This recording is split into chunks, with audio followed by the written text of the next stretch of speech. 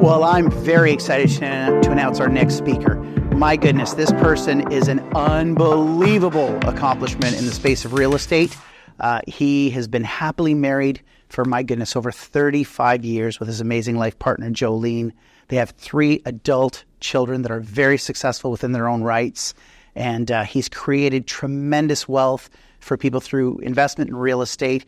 And he's sold, my goodness, over, I don't even know how many thousands of homes. We're talking 4,000 or 5,000. I'm not even sure, even more than that, 6,000, more than that, 8,000 properties over his career.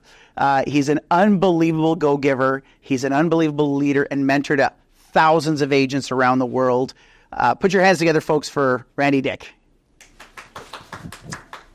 Thank you, Phil. Yeah, my pleasure. Good to see you, buddy. Break a leg. Thank you. Well, welcome, everyone. I am going to present something to you today that, frankly, I think you're going to struggle with what I share. What I'm going to share goes against everything that you know as a real estate agent. It is not going to be intuitive to your mind, to your thinking, to the way that you do business. Chosen or chump? Let me start out with a story. Major League Baseball, the best of the best, Ty Cobbs, his batting average was .360. Never, ever been beaten in over 100 years. Imagine that. A record for over a century, and nobody's been able to break that record. If you're batting .300, you're the best of the best in the big leagues. Yet, what do we do in real estate? We say we got to go on every appointment. We got to go at every bat because the possibility is greater than the probability. I say no. We need to know what the probability is of that appointment that you're going to be going on. Think about that. Possibility versus probability.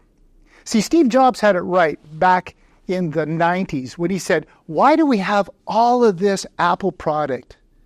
Most of it doesn't make money. Most of it is just dragging us down. So today, over 50%, in fact, 52% of their entire revenue comes from what? The iPhone. They simplified it. They said we need to be better at being strategic in what we do. Are you being strategic in your business of real estate? What I want you to understand is you want to hear these 2 words. That's right. That's right. This is what you want to hear from your clients. That's right. And I'll get into it in a bit. But first of all, the context of who I am. I've been selling real estate for 33 years. Been at the top of my game in all 33 years. My first year, Rookie of the Year, and every year after, top producer in my office. Top 50 in the world with a couple other companies. In the world. And I don't say that to say, here's my success, but to give significance to what I'm going to say. It's not about success, it's about significance. I went on thousands and thousands and thousands of appointments that I would never, ever get that business. I shouldn't have gone on those. Yet I went because I thought the possibility was there. And I should have thought, what's the probability? Possibility, probability. Think about that. So I went on all these appointments, and if I actually add up the amount of Randy hours that spent going on these appointments, I probably told more than $10 million of Randy hours that I spent when I could have been spending those hours with who? My family or other clients that really wanted me to be the chosen one rather than the chump. So here I am at many appointments like this cat, wondering if I'm going to get the business. And what I really should have been thinking about is I was the chump. I was the one that was going to be tricked, fooled, or taken advantage of. Not really, but that's what it happened to be. So in real estate, when you think of chump, it's the agent that reduces their fees, that is kind of taken advantage of, worked with difficult clients. And I did all of that, by the way. I was the chump on thousands and thousands of appointments. I would sell my soul to get the listing. And after 33 years and 7,000 sales, I've come to the conclusion that I went on thousands of appointments that I shouldn't have. I was not the chosen. See, the chosen is about worth, skill, expertise. And in real estate, it's really about this: the value of trust that you build with your client. That's what it's really about. The value of trust. And see, so often what we do is we mix up these two words of trust and value. And we're continually throwing value out when we should be building trust.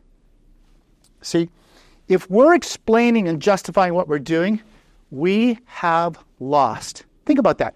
Every time you're in an appointment, you start justifying what you do. You start saying, I'm this, I'm that. This is how I'll get it done.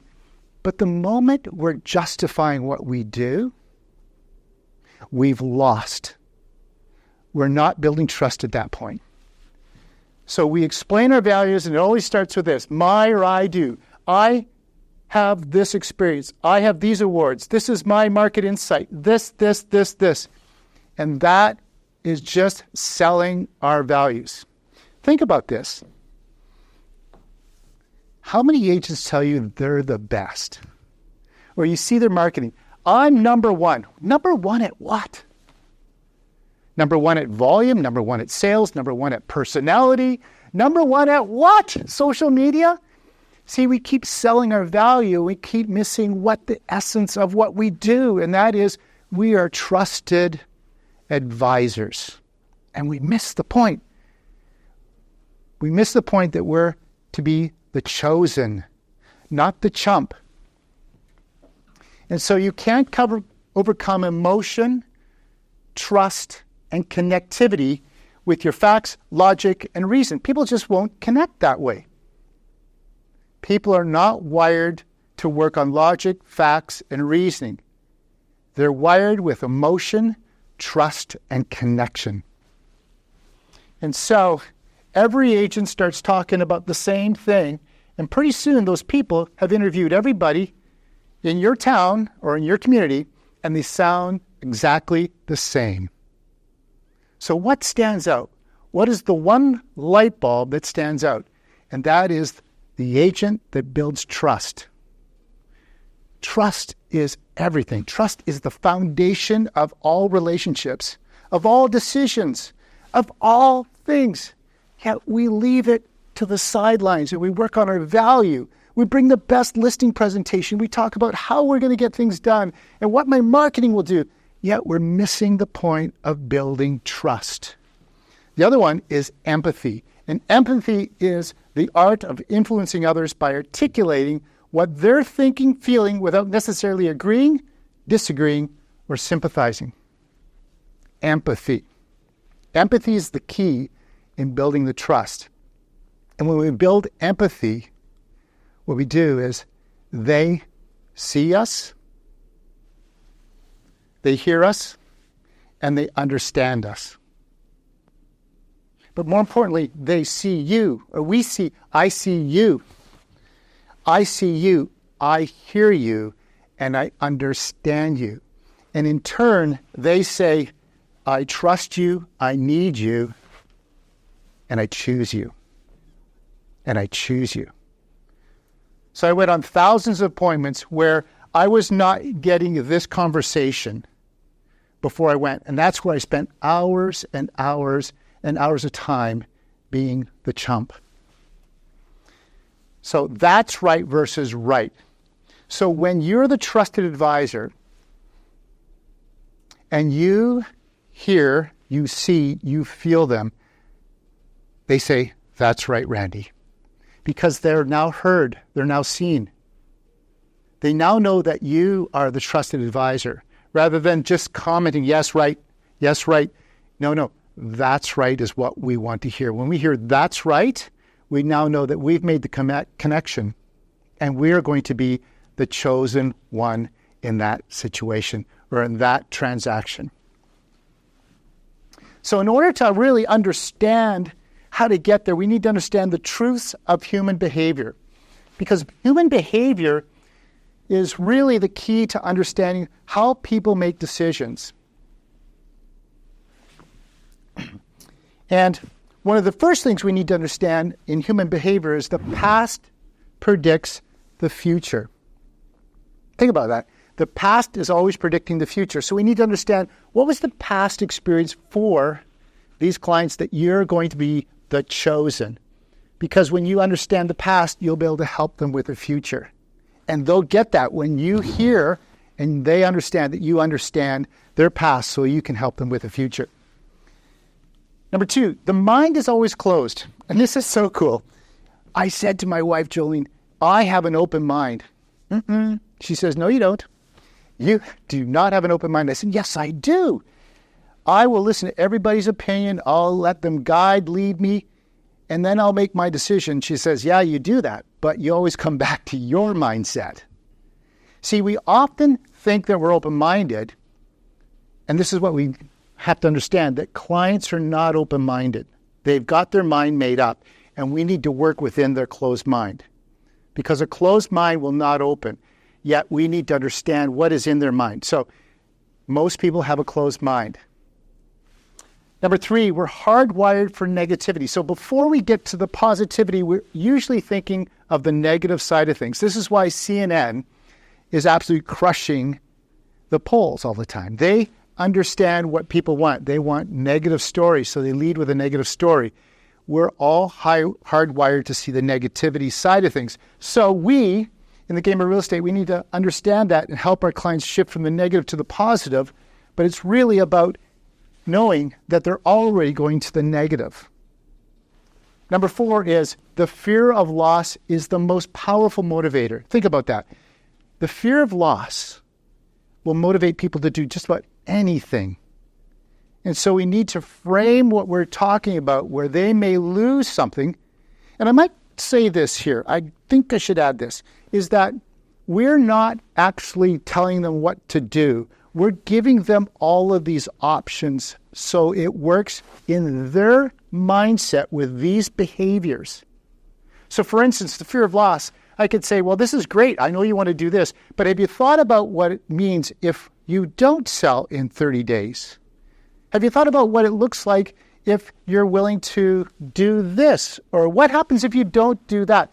And all I'm doing is giving them options so they can process that option and realize that by going down their lane, they may lose something. So the fear of losing something may help them move to a different decision. That's really what we're doing, and that's what we're trying to do with understanding their behaviors. Compromise is never the end to what ends well.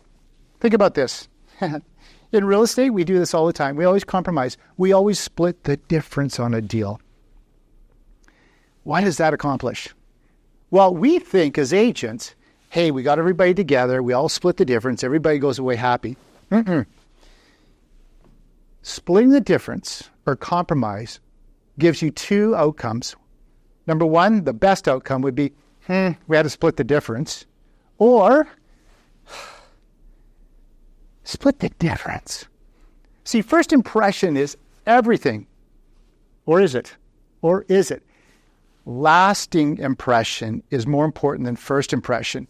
And the lasting impression, if that's the last impression they have, that you split the difference and they had to settle, do you think they're going to send you some referral business? Maybe, but likely not.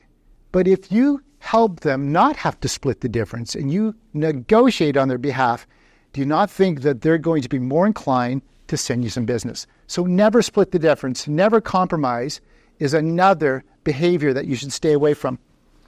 Autonomy is sacred. People will fiercely depend independence. Fiercely depend that. Think about that. Why is there so much angst in the U.S. right now? Blue against red. For the principle of it. So we have to understand, what is the principle that they want to stick to? What is the autonomy that they are sacred to? And we have to work within that to understand how we can be the chosen. And then last but not least is that vision drives their decision. People make long-based decisions on their vision. And so we need to really understand their vision to really understand that. So these are the 7 behaviors that we need to understand so we can ask the right questions, so we can do the work before we get to the appointment. Because I don't want to go on any more appointments where I'm the chump. I want to understand and know the behaviors, then ask the right questions, show them that I am the trusted advisor. And how do I do that? I don't yell across the street my values. Hey, this is what I do. I actually walk across the street and say, I see you, I hear you, and I want to help you. And my goal, my decisions don't mean anything. It is all about listening, hearing what is important to them, hearing what they would like to accomplish, and then helping them reframe it without my gain. It's all about their gain. And when they sense and they feel that it's all about them, then I become the chosen. Now, what happens if I can't get there and I realize I'm going to be the chump? At that point, I gracefully back out of the situation. I say, listen, I don't think I'm the right agent for you. I just don't think I'm the right agent. I think there's a better agent out there for you. In fact, I could even give you a few names of other agents that I think would be a better fit for you. And you gracefully back out of that. You know what happens? They go, hang on, maybe you are the right agent because you're speaking a different language. Or I gracefully back out. I go and do my work and I go and work with the chosen, or I go and have more time with my family, and I'm more successful because I'm actually attracting the people that are really my people.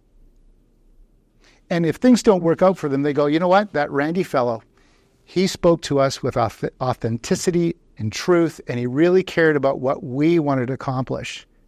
He gave us options. He didn't force anything on us. So that is what I would do between chosen and the chump. So chosen and chumps come in all shapes and sizes. They look like this. They're kind of funky. They're fun. They're different. They're eccentric. They look like this. They look like this. They're messy. Oh my goodness. And all of these people can choose me as the chosen or the chump. I just need to understand where I fit into it and not get caught up in who they are and if it's the right fit for me. It's really, am I the right fit for them? And they even come in this. Beautiful houses, all structured, all cookie cutter, perfect. And they all look the same when it comes to the chosen or the chump. Who are you going to work with? The chosen or the chump? Don't spend thousands and thousands of hours going on appointments that will never work out in your favor. Make the decision to be a chosen agent versus a chump agent. So this is really what the chosen's all about. It's about building trust, bringing them hope, empathy, and resilience. And it's almost like a house when you think about building a house. Trust is the foundation. Hope is one wall, because you got to bring hope. People love people that have hope. And then there's the empathy wall. Do you understand, hear, listen to really what they're asking and what they want to accomplish? It's their mandate, not your mandate. And then the resilience, if you're going to work with them, they need somebody to defend them in everything they do. And that's the resilience piece. That's the roof. And you're all 3 and 4 of these pieces for your client when you're the chosen. So rather than yelling at them and telling them all of the value that you're going to bring to them, because that isn't going to get you to be the chosen. That's going to be the chump. And you're going to work with people that you shouldn't work with. So the chosen's really about listening, understanding, knowing what is driving their decisions, and then giving them options so they can make a good decision. Really, that's our role. Bring good information, help them make a good decision, but it's their decision. And this is how you're going to save yourself, not just hours and hours of time, but you're going to actually make more money because you're going to work with the people that are really about you and really dig you. Become a chosen, not a chump. And when you hear, that's right, you're on the right track. You're now the chosen, not the chump. Thank you. Gracias.